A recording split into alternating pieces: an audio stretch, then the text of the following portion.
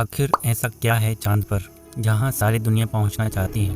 एक के बाद एक कई देश लगातार चांद पर पहुंचने के लिए प्रयास करते रहते हैं।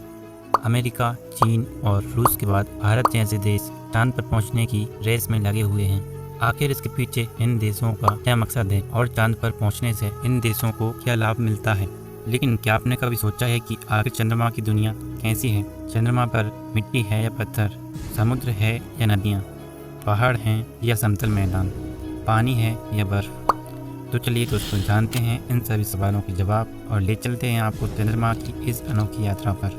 धरती से चंद्रमा की दूरी लगभग 3,84,000 किलोमीटर बताई जाती है। अब तक के इतिहास में पृथ्वी से चंद्रमा तक पहुंचने में सबसे कम समय 4 दिन अमेरिका को लगा है। और अगर हम अमेरिका के स्पेसक्राफ्ट में बैठकर चंद्रमा पर जाते हैं तो हमें वहां पर पहुंचने में 4 दिन का समय लगेगा। 4 दिन बाद हम चंद्रमा की धरती पर होंगे। चांद पर पहुंचने के बाद आपको सबसे पहले चांद की ऊबड़ खाबड़ जमीन दिखाई देगी। चांद की जमीन पर आपको हर तरफ छोटे बड़े गड्ढे ही दिखाई देंगे। जब आप चांद की सतह पर खड़े होकर ऊपर की ओर देखोगे तो आपको हमारा खूबसूरत सा ग्रह यानी कि पृथ्वी नजर आएगी। और यहाँ से आप हमारी पृथ्वी को साफ साफ अपने अक्ष पर घूमते हुए देख सकते हैं। कमाल की बात यह है कि पृथ्वी हमें एक ही स्थान पर घूमती हुई दिखाई देती है। अगर हम हमारी पृथ्वी को कई वर्षों तक एक ही स्थान पर खड़े होकर देखते रहें तो वह हमें एक जैसी ही दिखाई देगी। चंद्रमा का गुरुत्वाकर्षण पृथ्वी की तुलना में 8 गुना कम होता है। अगर आपका वजन पृथ्वी पर 60 किलो है तो चंद्रमा पर आपका वजन केवल 10 किलो ही रह जाता है।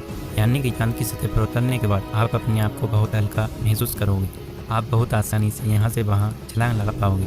चांद पर गुरुत्वाकर्षण कम होने के कारण हम पृथ्वी की तरह यहाँ पर नहीं चल सकते हैं।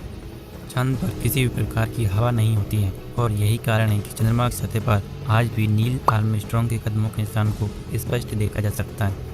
और जब आप चंद्रमा की सतह पर अपनी नज़रों को दूर तक फैलाओगे तो आप चंद्रमा की सतह पर अलग अलग तरह का कचरा देखोगे, जैसे क्षतिग्रस्त हुए सैटेलाइट्स, पेपर, बैग और कुछ पैकेट्स। यह कचरा हम इंसानों द्वारा ही फैलाया गया है। यह कचरा इतना ज़्यादा है कि इससे लगभग 5 ट्रकों को भरा जा सकता है। जब आप चंद्रमा की सतह पर खड़े होते हैं तो आपको सबसे ज़्यादा खतरा आसमान से आने वाली मौत से होता है। जी हाँ दोस्तों, आसमान से आने वाली मौत।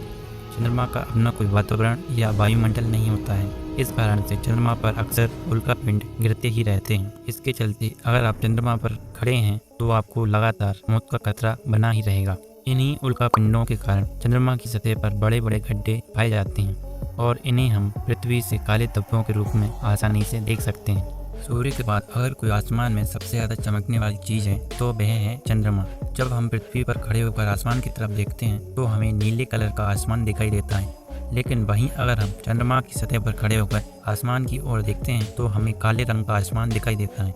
अगर आप चंद्रमा पर खड़े होकर इंटरनेट का उपयोग करना चाहते हैं तो यह भी संभव है, क्योंकि चंद्रमा पर अमेरिकी अंतरिक्ष एजेंसी नासा ने वाईफाई लगाया हुआ है। चंद्रमा पर पृथ्वी की तरह वायु की उपस्थिति नहीं होती है। इस वजह से यहाँ पर किसी भी प्रकार से ध्वनि तरंगों का संचरण नहीं हो पाता है। यदि आप चंद्रमा पर खड़े होकर किसी को पुकारते हैं तो चाहे आप कितनी भी तेज चिल्लाइए, आपकी आवाज़ किसी को नहीं सुनाई देने वाली। अब हम चंद्रमा पर होने वाले दिन और रात के विषय में बात करेंगे। चंद्रमा को पृथ्वी का एक चक्कर लगाने में 27.3 दिन का समय लग जाता है और अपने अक्ष पर एक चक्कर लगाने में भी चंद्रमा को इतना ही समय लगता है। चंद्रमा पर हम एक दिन की बात करें तो यह 14 दिन के बराबर होता है और रात भी 14 दिन की होती है। चंद्रमा के साउथ पोल की बात करें तो यह चंद्रमा का सबसे अधिक ठंडा स्थान होता है। अधिकतम समय तक यहाँ पर बर्फ ही जमी रहती है और हमारा चंद्रयान 3 इन दिनों चंद्रमा के साउथ पोल पर ही अपना कार्य कर रहा है। इससे पहले कोई भी देश चंद्रमा के इस हिस्से पर नहीं पहुंच पाया है। जितने भी स्पेसक्राफ्ट अब तक चंद्रमा पर उतरे हैं वह सिर्फ उत्तरी ध्रुव की ओर ही उतारे गए हैं।